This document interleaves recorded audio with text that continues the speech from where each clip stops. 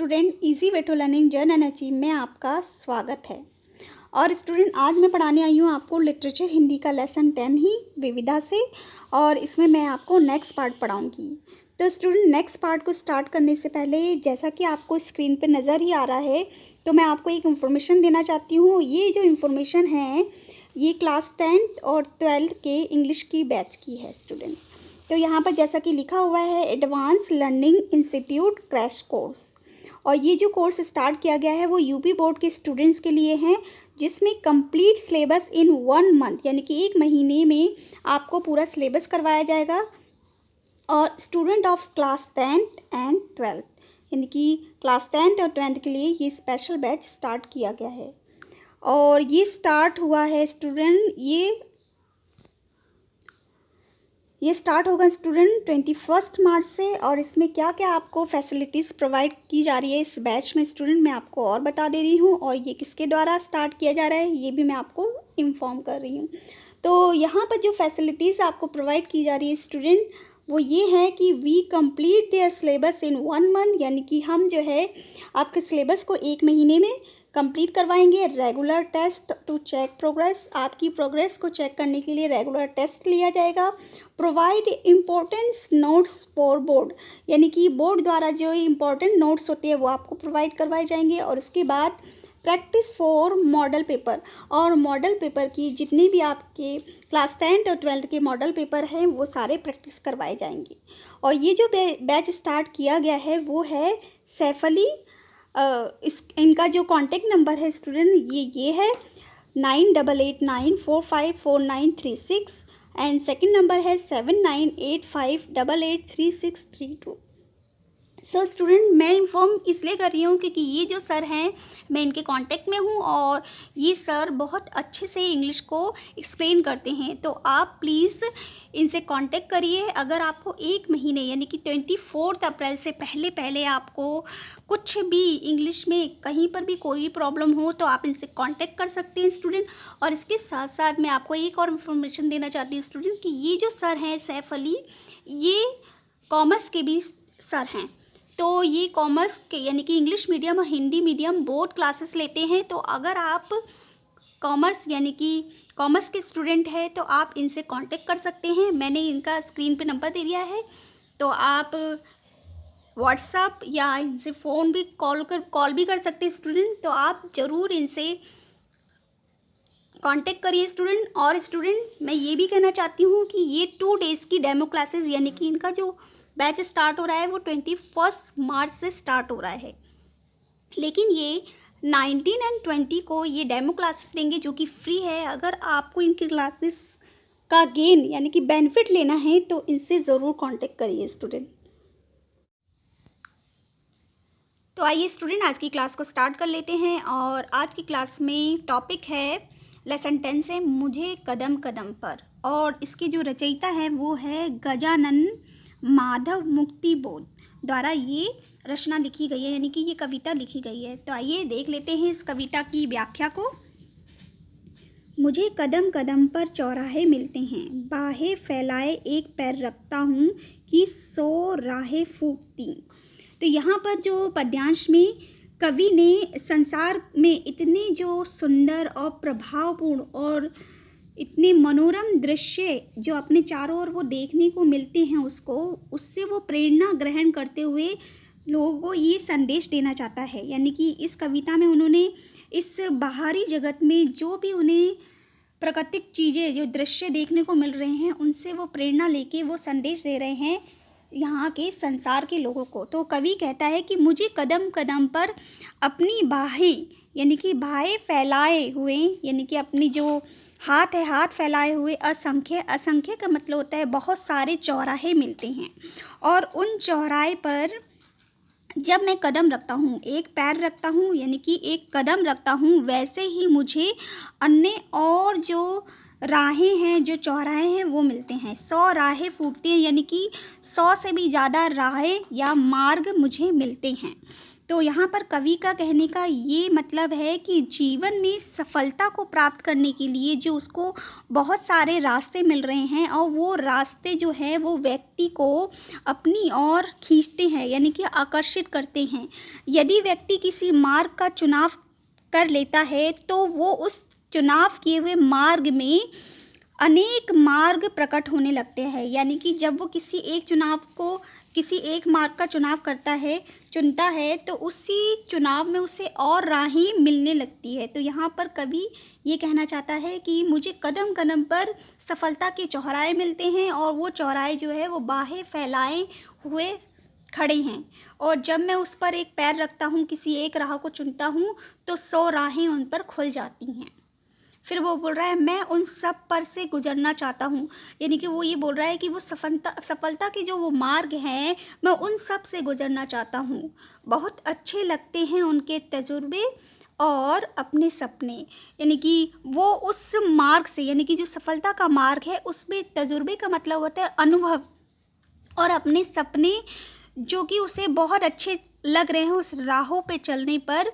तो वो बोल रहा है, आगे वो बोलता है कि मुझे उन राहों से गुजरने पर सब जो राहें हैं वो सच्ची लगती हैं, सब सच्चे लगते हैं, यानी कि जो राहें हैं उसकी जो उसे मिल रही हैं सफलता के मार्ग पर, वो सारे अनुभव और सपने जो है उसे सच्चे लगते हैं। फिर आगे वो बोलता है,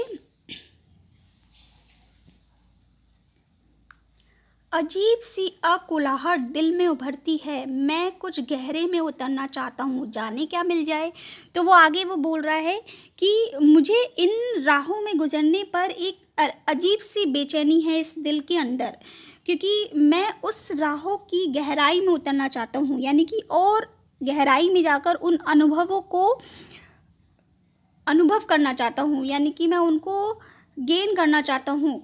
जाने मुझे उन अनुभव के रास्ते में मुझे और कौन कौन से रास्ते का अनुभव हो जाए।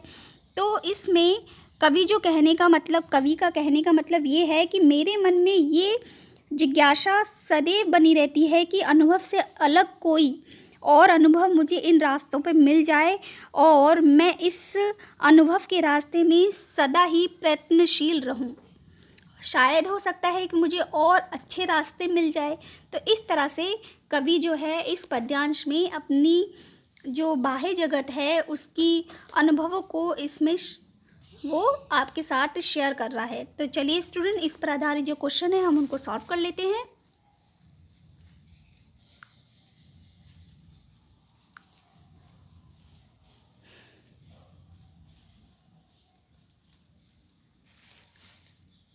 तो स्टूडेंट क्वेश्चन ये है पहला, उपयुक्त पद्यांश का संदर्भ लिखिए। तो संदर्भ तो मैंने आपको बता ही दिया है कि इसमें कैसे लिखना है। प्रस्तुत पद्यांश हमारी पाठ्य पुस्तक काव्यांजलि से लिया गया है, जिसकी जो रचयिता है वो गजानन माधव मुक्तिबोध द्वारा रचित ये कविता है और इस कविता का नाम है मुझे कदम कदम पर।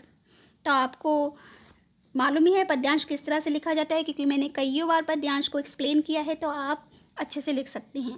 फिर नेक्स्ट है, प्रस्तुत पद्यांश के माध्यम से कवि जो है क्या संदेश दिया है, यानी कि कवि ने यहाँ पर क्या संदेश दिया है इस पद्यांश में।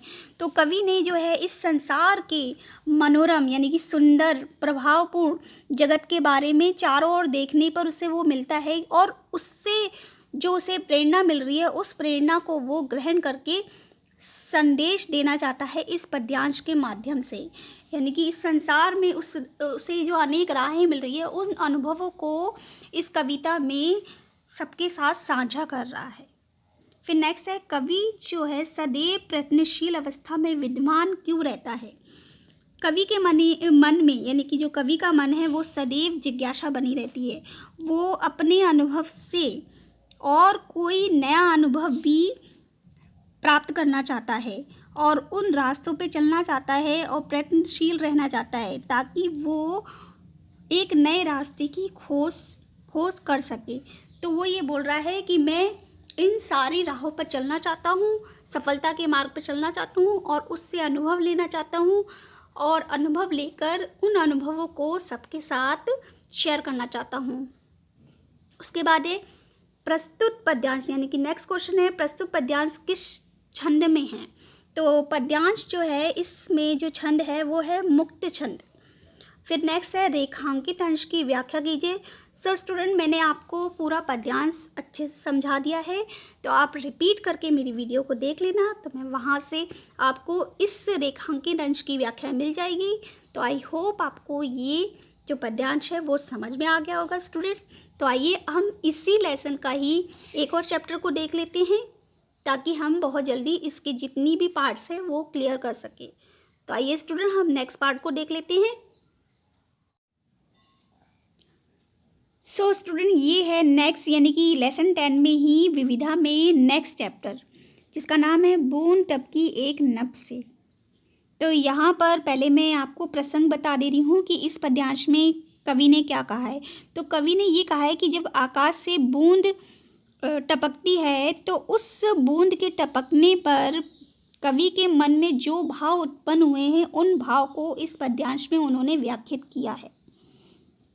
तो आइए स्टूडेंट, हम इसकी व्याख्या को देख लेते हैं कि इस पद्यांश में क्या क्या व्याख्या दी है बूंद के टपकने पर कवि ने। तो लिखा है, बूंद टपकी एक नभ से किसी ने झुककर झरोके से। तो यहाँ पर कवि जो है आसमान से बूंद टपकने पर प्रणय विभोर होकर यानी कि भाव विभोर होकर, भाव से युक्त होकर झरोके से एक झलक दिखाकर छिप जाने वाली प्रेमिका की छवि जैसी लगती है। कौन लगती है? ये जो बूंद है वो बूंद एक टपकी है आसमान से, तो कवि को ऐसा लग रहा है जैसे कोई प्रेमिका है जो कि खिड़की से अपना एक चेहरा दिखाकर छुप गई हो। फिर इसके बाद आगे लिखा है कि जैसे हंस दिया हो हंस रही आँखें, आँख ने जैसे किसी को कस दिया हो। तो यहाँ पर आगे जब उन्होंने ये बोला कि प्रेमिका अपनी छवि दिखाती है और ऐसा लगता है उन्हें कि वो प्रेमिका झरोके से यानी कि खिड़की से झांकते हुए हंस दी हो, और वो ऐसे हंस रही है कि अपनी हंसती हुई आँखों से प्रेमी को एक बंधन में कस लिया हो। हंस रही आँख ने जैसे किसी को कस लिया हो, तो प्रेयसी की जो हंस रही है आँखें उसने प्रेमी को कस लिया हो। ठगा सा कोई किसी की आँख देखे रह गया हो। और यहाँ पर प्रेमी जो है जब प्रेयसी की ऐसी हंसती हुई आँखों को देखता है तो वो ठगा सा रह जाता है।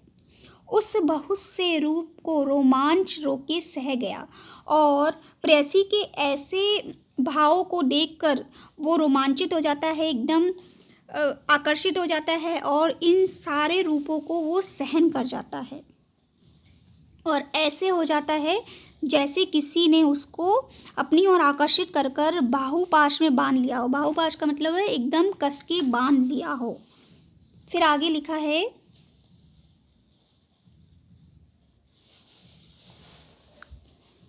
बूंद टपकी एक नभ से और जैसे पथिक छू मुस्कान चौके और घूमे, आँख उसकी जिस तरह हंसती हुई सी आँख चूमे।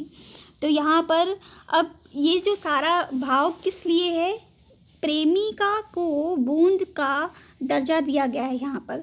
तो बूंद जब एक नभ से टपकती है तो यहाँ पर जो वो पथिक होता है वो ठगा सा रह जाता है, और प्रेमिका द्वारा उसकी मुस्कान उसको छू जाती है, और उस मुस्कान को छूते हुए वो चौंका और घूमा, आँख उसकी जिस तरह हंसती हुई आँखें चूमे।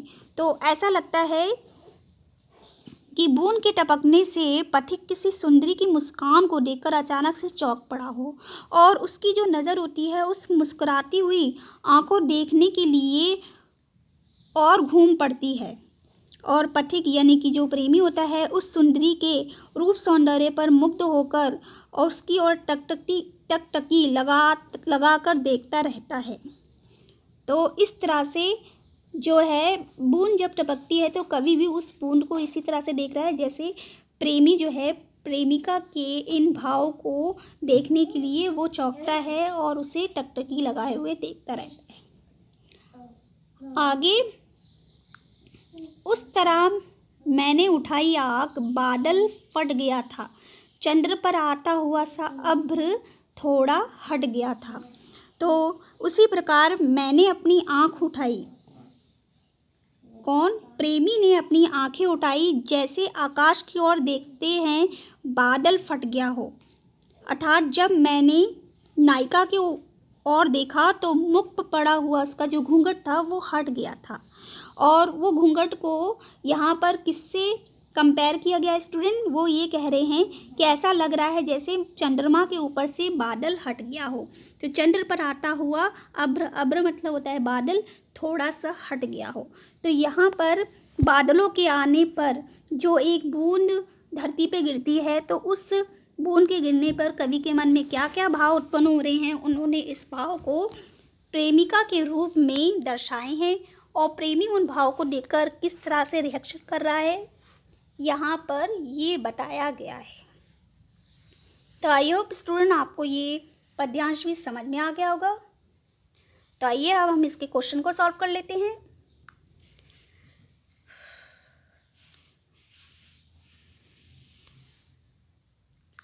पहला क्वेश्चन है उपयुक्त पद्यांश के कवि और कविता का नाम।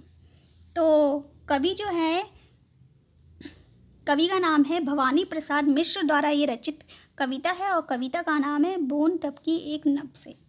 रेखांकित अंश की व्याख्या कीजिए। सो स्टूडेंट मैंने ये पूरा पद्यांश आपको समझा दिया है, तो आप इसे रिपीट करके देख लेना। जो जो रेखांकित अंश है उसकी व्याख्या भी आपको अच्छे से समझ में आ जाएगी। नेक्स्ट क्वेश्चन है प्रस्तुत पद्यांश में कवि ने जब नायिका की ओर देखा तब क्या हुआ था? तो कवि ने जब आंखें उठाई तो आकाश की ओर देखा और बादल फट गया था। जब उन्होंने नायिका की ओर देखा तो मुख पर पड़ा हुआ जो घूंघट था उसका हट गया था। ऐसा लग रहा था जैसे चंद्रमा के ऊपर से भी बादल हट गए हों। और यहाँ पर चंद्रमा को नायिका के और घूंघट को बादल के रूप में दिखाया गया है कि चंद्रमा जो है वो नायिका है और जो बादल है वो नायिका का घूंघट है। तो आई होप आपको इस क्वेश्चन को भी समझ में आ गया होगा। तो नेक्स्ट क्वेश्चन देख लेते हैं। प्रस्तुत पद्यांश में कौन सा अलंकार है? तो प्रस्तुत पद्यांश में कई अलंकार है, उपमा, उत्प्रेक्षा, अनुप्रास अलंकार। फिर नेक्स्ट क्वेश्चन है स्टूडेंट,